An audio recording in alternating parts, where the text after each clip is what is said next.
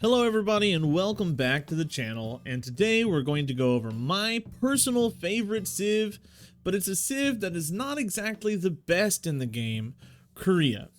A quick shout out before we start this video. I want to thank everyone for the huge boost in engagement over these recent Civ videos. The feedback on these has far surpassed my expectations. Now, I didn't reach my 1K subscriber goal at the end of the year, but right now, almost a month into the new year, I'm less than 40 subs away. So thanks for being part of my channel growth. Thank you for helping me realize this potential, and I really appreciate every comment and every like and every view that I get. Thank you guys from the bottom of my heart. I really appreciate it. Now, Korea is a strong Civ, but it's a Civ that's completely inflexible. I like to consider them a signpost Civ.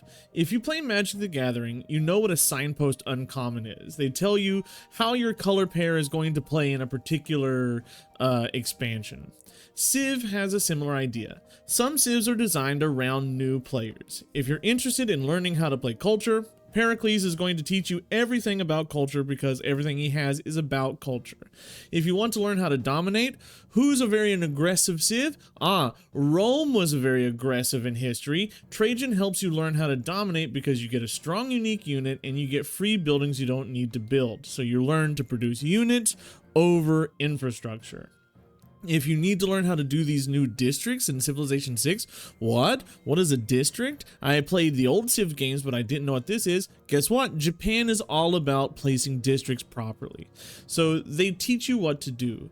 Korea is the signpost Civ for science.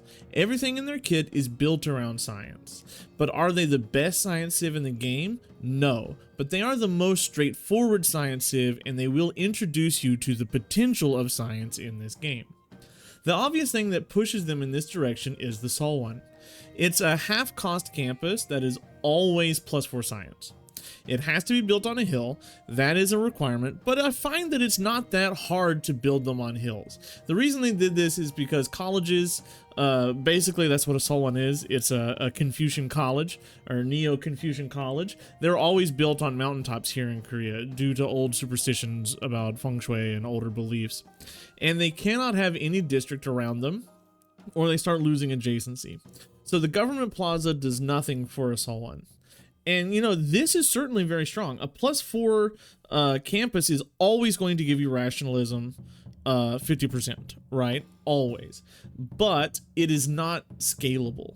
And that's really bad to some degree. You're always going to have a strong, good campus, but you're never going to have, in Australia, amazing campus, right? So, like recently in my most recent Mapuche game, I had a lot of +6 campuses, and that was giving me crazy science into the late game, but Korea never gets that. They always get good, consistent science all the time. So think about this. A Seowon in a city with 15 population is always going to give you a 16 science-based campus yield. 100% of your 4, which is natural philosophy, gets you to 8, and another 100% for having 15 population and +4 from rationalism will get you to 16. Even if you don't have 15 population, you're guaranteed to have a 10 science campus with rationalism and natural philosophy. And a 10 science campus is sick, and this is every single Seowon that you have. If you somehow reduce your Seowon yield by placing a district next to them, you've played the game wrong. Just restart. Pay attention to what you're doing. It's not hard to place these campuses, right? So this sounds great, and it really is great. However, you can't ever get beyond this level. There's no potential for more in this Civ. It's always just comfortably good. So think of the Seowon as reliable, very good science, but it's never astounding, amazing science like Australia can get from a +4 mountains surrounding a breathtaking tile on a campus can get you like a +10 campus, right? Another thing about the Seowon is it really rewards you for going wide. The more +4 campuses you get, the better you're going to be, which is kind of against Seondeok's leader ability, but who cares? Just play as many cities as you can, as many cities that can get hills comfortably as you can. Even if you have to settle a pretty bad off freshwater tile city to get that hill away from your city center, you're going to get a +10 campus. So just throw that that bad boy down and don't worry about it. Go big, profit from your very strong campuses, win the game fairly quickly with a science victory. And you can tell that Korea was designed around the Seowon, with the Seowon in mind first, because the unique ability, Three Kingdoms, interacts with that Seowon. Your mines and farms get you extra yield, science from the mines and food for the farms, which is great because what you want in a science game, high population cities, and you can't actually build anything next to those Seowons, so you might as well be building farms, which will get you to that plus 15 population. So as you can see, like everything around Korea is designed to get you to understand the strength of the rationalism policy card. Rationalism is incredibly strong, and you must be playing into it to get that science victory in a good time. So this is a nice little reward for losing the ability to stack districts, but it isn't going to be super good in the long run. It's just going to maybe help you get to that rationalism plus 15 pop. And it does look good on the map, right? So if you've watched any of my videos, you know how much I love yields on the map, so I really just like that. Finally, Korea gets the Hwacha. The Hwacha is, I think, if the Zulu... Oh no, the Zulu always get the Impi, but the Hwacha is one of the unique units that has always shown up with Korea in every single game. I kind of wish they would do a different unique unit later on in the future, but the Hwacha, it always shows up all the time. It's a cheaper field cannon that is unlocked earlier and is easier to produce, and it is cheaper, but it can't really be used to attack or take cities. They are kind of purely defensive, playing into the history of Korea as like Korea has never actively declared war on another country. But they were part of the Vietnam War. They were part of the UN army in the Vietnam War, right?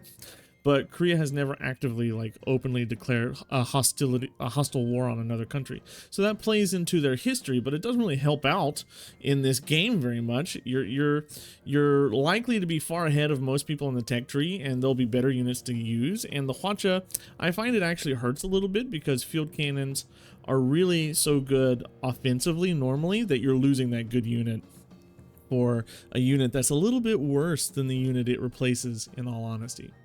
Where Korea really changes is their leaders, Seondeok and Sejong.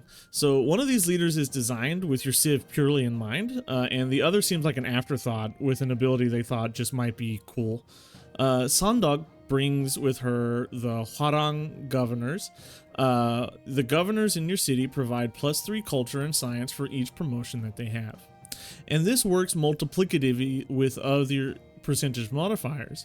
If you have an ecstatic city and you have Pingala with all 5 promotions, you're going to be getting 15% from Pingala's base bonus, 15% for his promotions, and 20% from your ecstatic city. So let's do this math. So if we consider a Seowon city at 15 pop and ecstatic with Pingala maxed out into all 5 of his abilities. So we're not taking into account citizens working science tiles. We're not taking into account campus buildings or citizens working the campus. We're just taking into account population science, and we're taking into account modifier science, okay? Like campus base yields.